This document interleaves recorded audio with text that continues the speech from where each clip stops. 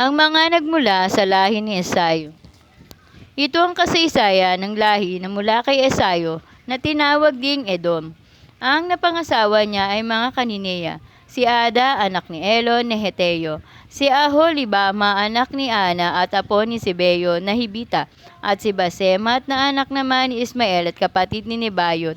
Ang anak ni Esayo kay Ada ay si Elifaz, kay Basemat ay si Rachel, at kay Aholibama ay sina Jeus, Jalam at Kora. Silang lahat ay pinanganak sa Kanaan. Nang ibang bayan si Esayo kasama ang kanyang mga asawa, mga anak, mga tauhan, pati ang mga hayop at ang lahat ng ari-arian ay kanyang dinala.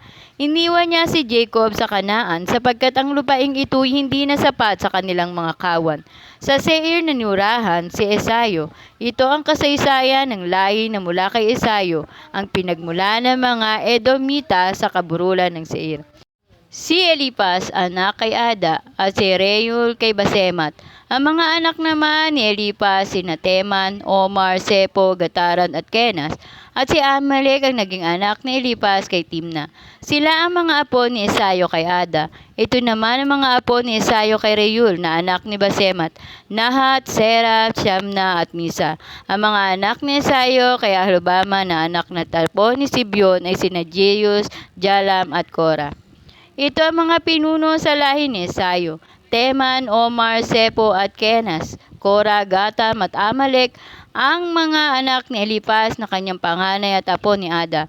Sila ay naging pinuno sa lupain ng Edom. Naging mga pinuno rin sila sa lupain ng Edom, sina Nahat, Serah, Shamna at Misa na mga anak ni Reuel. Sila ang mga apo ni Esayo kay Basemat. Sina Jeus, Jalam at Kora ang naging pinuno sa mga anak ni Esayo, kay Aholibama na anak ni Ana. Ang lahat ng mga liping ito'y nagmula sa lahi ni Esayo.